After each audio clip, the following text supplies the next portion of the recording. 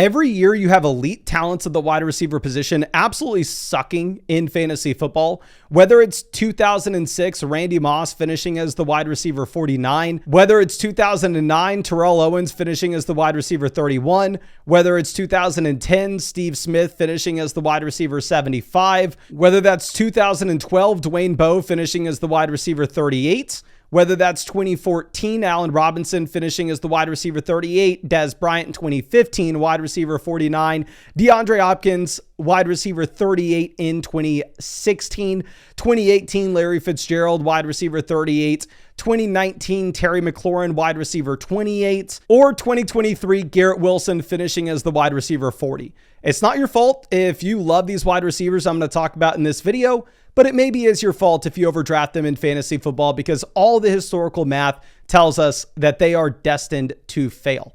Now, full transparency, we kind of made this video last year. Last year, I looked at the bottom 5 offenses over the past 10 seasons and what their wide receiver 1 did, and how it worked out for us was a mixed bag. Because we actually found that, in those bottom 5 offenses, their wide receiver 1s typically are not great. So this led to us looking at Las Vegas sportsbooks, their implied team totals from last year, and seeing, who are supposed to be the worst 5 offenses in the league? New England, Denver, Carolina, the Giants, the Tennessee Titans. So we probably shouldn't draft any New England Patriot receivers, probably shouldn't draft any Denver Broncos, probably shouldn't draft any Carolina Panthers. Maybe Malik Neighbors in round 2 isn't the best idea. And then Calvin Ridley, you probably should avoid given the situation. And of course, Malik Neighbors in round 2 did return value. He finishes with wide receiver 8 and a half-point PPR per game perspective. And I think a lot of people want to just throw all this data out the window now because, yes, Malik Neighbors was a top 10 option after getting drafted in the second round of fantasy drafts last year. So I wanted to revisit it, but I expanded the scope. I thought, you know what, maybe a 50-player sample isn't enough. Let's really look at how fantasy points are scored at the wide receiver position. So I went back over the past 21 years. And I looked at the wide receiver 1 in every bottom 5 offense. That's how we were looking at those Randy Moss seasons in 2006. And I wanted to see what they actually did in fantasy football. And full transparency, they can produce, right? We actually had 105 wide receivers during this 21-year time period, obviously being wide receiver 1s for their NFL offenses, and 58 of them were top 36 guys in fantasy. These are players you can put into your flex spot. These are guys that maybe you can throw into your wide receiver 2 slot if you're desperate, and that means 55% of offenses put out that type of option. Now, where it gets very, very bad is if you're looking at the elite end. If you are looking for an elite ceiling, because if we look at wide receivers finishing as top 24 names from these teams, you only had 28. That was about 26%. So you had a 1 out of 4 chance to be a top 24 wide receiver if you were the wide receiver 1 in a bottom 5 offense. Where it gets very, very, very ugly is there were only 3 wide receivers from bottom 5 offenses over the past 21 years. That's 105 players to finish as top 12 names. Now, of course, we all remember Malik Neighbors doing it last season. I think that's why a lot of people are going to maybe overdraft some of the names in this video that we just talked about. But there were other outliers that we can point to that finished as top 12 players. You had 2017 Jarvis Landry, and you had 2014 Mike Evans. But that was really it that we've seen since the year 2004. And where it gets very, very bad is if we are going to look at the elite players, not just wide receiver 1s, but can you put out a Jamar Chase level season? Can you put out a CeeDee Lamb, a Justin Jefferson, a Tyreek Hill level year? And we've never seen it. Over the past 21 years, we've never seen a wide receiver give you a top 6 wide receiver finish in half PPR leagues in a bottom 5 offense. This is striking. And this actually leads to some pretty strong takes that I'm going to have this season. Because right now, if you look at this tweet from Hayden Winks, he actually takes this sportsbook data and he tells us who sportsbooks are projecting out to be the bottom 5 offenses in the NFL this season. And the worst offense is supposed to be the Cleveland Browns. If we're going to look at the Cleveland Browns here, I understand that Jerry Jeudy is your favorite sleeper wide receiver. In full transparency, in underdog drafts, he's a reasonable price tag. He's the wide receiver 38, and a lot of this is because Drafters on Underdog are a little bit sharp, right? They kind of realize, yeah, the Cleveland Browns are going to be a garbage offense. So despite everybody pumping Jerry Jeudy's bags, maybe we should pump the brakes on him instead of taking him as a top 24 name. But if we do look at the player comparison tool on flogfantasy.com, you'll actually see that over the 2024 season, Jerry Jeudy was decent. He was the wide receiver 24 from a points per game perspective. He finishes with 14.2 fantasy points per game. He actually ran 41 routes a game, which is just absolutely ridiculous. Like if we compare him to the other wide receivers going in this range, those players would be Jordan Addison, Deebo Samuel, Chris Godwin. And if we're looking at the route participation, Jerry Jeudy is just a sky high. He plays the most snaps out of any of these players. He runs the most routes. A lot of it's due to the Browns trailing in these games. Now, if we're looking at the other wide receivers that were in better offenses, despite them maybe not necessarily seeing the same type of volume as Jerry Jeudy, just based off the way that fantasy points are scored, you can actually see that Jordan Addison scores just as many fantasy points, despite only averaging 6.6 targets per game, which is about 2 fewer than Jerry Jeudy. Obviously, Chris Godwin just absolutely crushes Jerry Jeudy in every single statistic. You can see based off the tool on the site that Chris Godwin wins every single statistic here, right? I don't necessarily even want to view just Godwin this past year because maybe that's a little bit of a cheat code. So what I wanted to do is I wanted to balance this out and I wanted to look over the past 2 seasons to maybe get a larger sample for all these players. And if we look at over the past 2 seasons, Jerry Jeudy actually from almost every single measure is worse than Godwin, worse than Deebo, is worse than Jordan Addison. So if I'm personally taking a bet on a wide receiver that's going in this range, it's either going to be between Chris Godwin or Jordan Addison for me. Now, I completely understand Chris Godwin, you do have the injury concerns. With Jordan Addison, you also have the concerns in which you're maybe only going to see him for 14 weeks this season. Maybe he serves a 3-game suspension at the very beginning of the year. But again, where you're drafting these players as high-end wide receiver 4s, essentially, you're not necessarily projecting to need to start them week 1. So if we combine the 2-year sample that we have for Jerry Jeudy being a much worse option than somebody like Addison, where Addison was a rookie and a second-year player, where we combine that 2-year sample where Deebo Samuel was even better, and we can just confidently project the Minnesota Vikings, the Washington Commanders, and the Tampa Bay Buccaneers to score significantly more points than the Cleveland Browns, I'm probably going to start passing on Jerry Jeudy in round 6, to be completely honest. Now, I do really like some running backs in this range as well. If you wanted to take RJ Harvey, if you wanted to take Trevion Henderson, I think that's very interesting too. And one thing that I want to point out here is if you ever were going to take Jerry Jeudy, getting him as a high-end wide receiver 4 in your regular redraft league may not be as bad. Like in the Flock League, it's going to be a full PPR format, and you can start up to 4 wide receivers weekly. So if I could get Jerry Jeudy in round like 7, I'm going to be all about it. But just kind of seeing everybody on YouTube pump Jerry Jeudy and looking at his second half of the season numbers, I would say it's going to be a much more appealing case for myself to take Addison, to take Godwin, even if I have to deal with some lackluster production at the beginning of the season. Now, this data also is scaring me off of Chris Olave a bit, full transparency. Now, Olave, if we're looking at him over the past 2 years in comparison to what we have with some of these other names, really Jordan Addison's the only player that was better in this range. You're looking at Olave going next to Rome Odunze and Jawan Jennings. Olave, you also do have the concussion concerns. Obviously, if we're only looking at the 2024 season where Olave got injured, I mean, he was just absolutely lapped from every other wide receiver in this range. So again, I'm going to double down and in these underdog best ball contests where so much of the prize pool is given out to weeks 15, 16, 17, that final 3-week stretch, I'm going to pass on Olave here. I'm going to take Jordan Addison. I know he's the wide receiver 2 in his offense, but just if we go through and look at the historical math, you would rather have a wide receiver 2 in a good offense than the wide receiver 1 in a garbage one. And again, with those underdog best ball contests, they're like $25 buy-ins, $2 million for first. $5 buy-ins, $100,000 to first place. And so much of that prize pool is dictated in the final 3 weeks of the season that if Jordan Addison were to get suspended at the beginning of the year, if Chris Godwin were to start slow based off his injury, it frankly doesn't matter nearly as much. Now, obviously, I'm drafting on Underdog right now. We're going to be pivoting as we get closer to the season to our Flock League preparation. But if you wanted to get some practice drafts in on Best Ball, now's the best time to do it. They just dropped the Puppy 2. It's like 20,000 drafts happening a day at this point.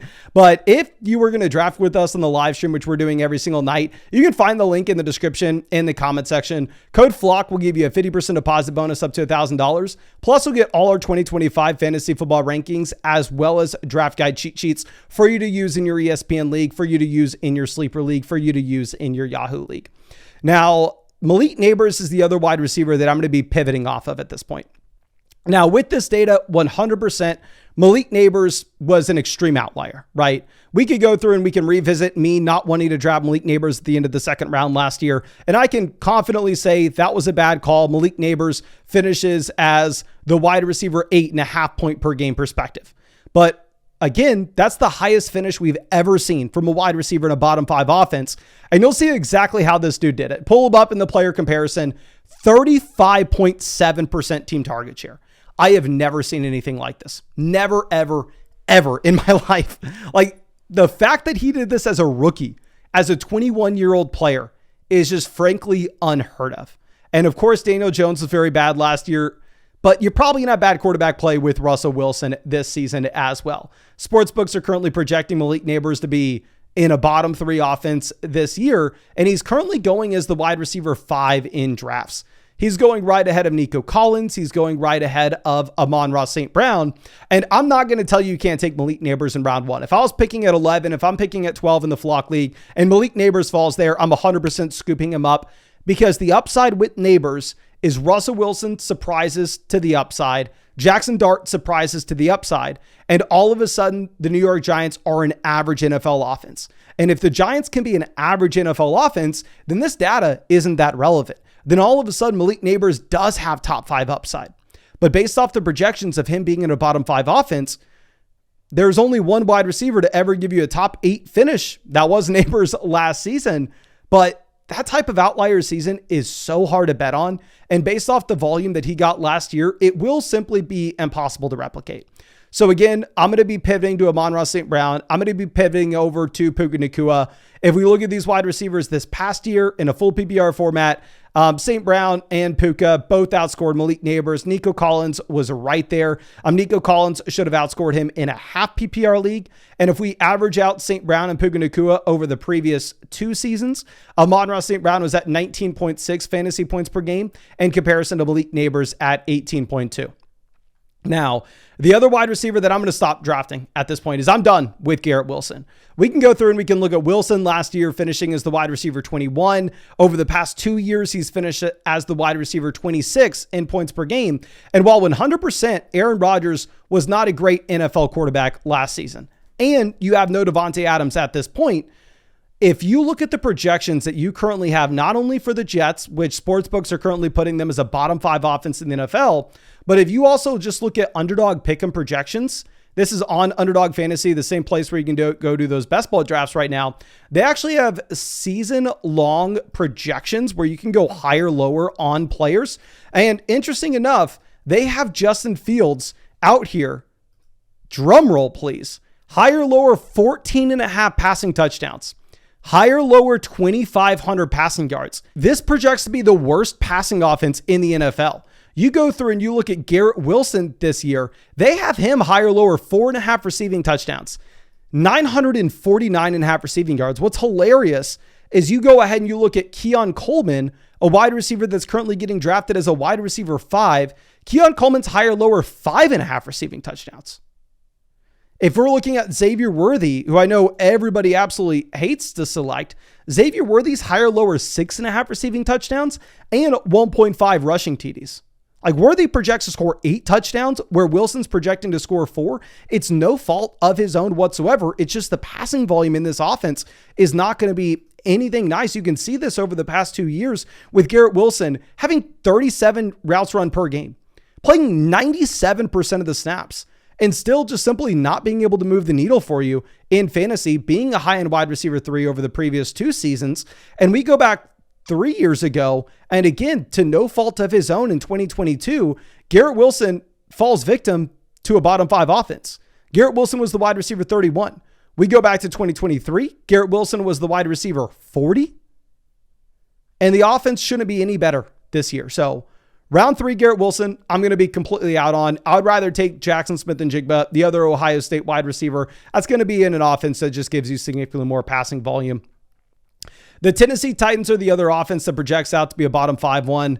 Looking at Calvin Ridley, last year he finished as the wide receiver 40, which is right in line with the other wide receivers he's getting drafted alongside. He's getting drafted right after like Zay Flowers, George Pickens.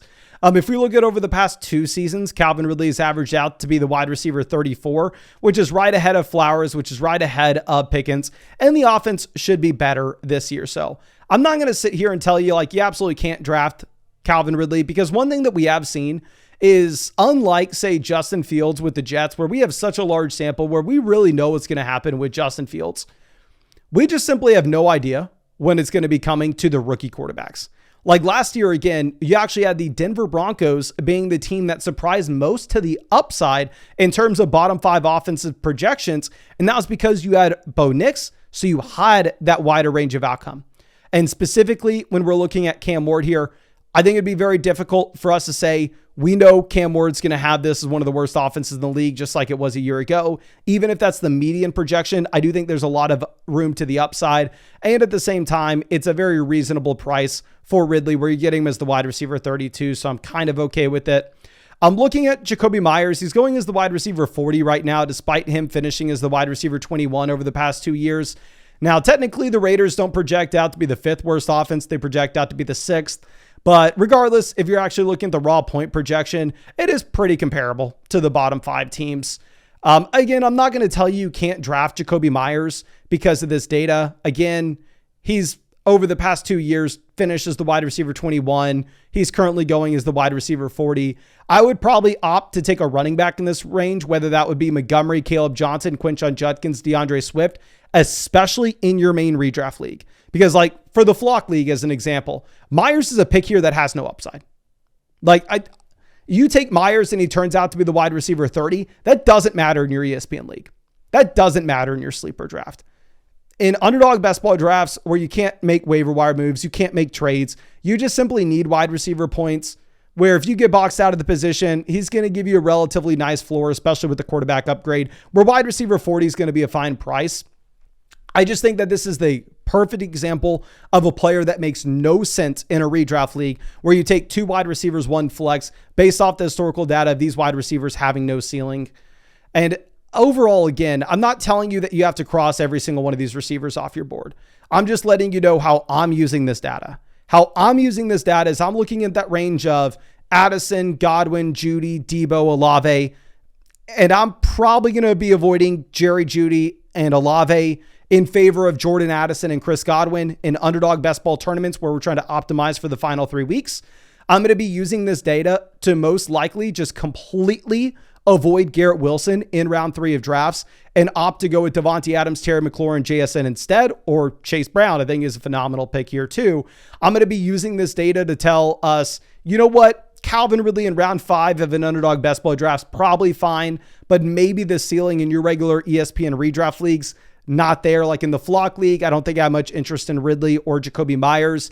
And then also, regardless of if I'm going to be in the Flock League or in an underdog best ball draft, I would probably opt to be going with the Amon-Ra St. Brown and Nico Collins over Malik Neighbors, just given the offensive context and what it means historically.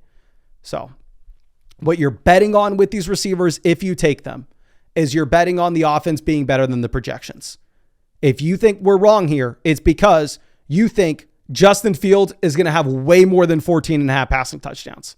If you think we're wrong here, it's because you think that Joe Flacco is going to save the Browns and they're not going to be a bottom 5 offense. They're not going to be the worst offense in the league. They're going to be the 10th worst offense in the league. If you think we're wrong, it's because you think Tyler Shuck's going to pull a rookie season Bo Nix, or maybe you just think simply it doesn't matter. I'm not shooting for the stars with these picks. Instead, I'm trying to hit a single, so I'm fine taking Jacoby Myers, wide receiver 40, and him turning out to be the wide receiver 28. But I hope this data was helpful for you. Maybe I'll post this on flockfantasy.com, but at the very minimum, you can go through and you can check out all the tools that we have on the site for free, like all the player comparison stuff that we showed off in this video, is all on flogfantasy.com for completely free. Love for you to check it out. And of course, I'm going to be using this data to draft every single night in the live stream to prep for my main redraft league. But if you wanted to get in a draft today, Underdog's the place. Best build, no time commitment at all during the season. So it's not going to take away from your main fantasy football league this year. Just some extra fun on the side. And there'll be a link to that in the description, comment section. Code FLOCK will get you our free 2025 rankings and draft guide cheat sheets. Plus, it will get you a 50% deposit bonus up to $1,000. But I really appreciate you and really hope we get to see you out in that live stream later tonight.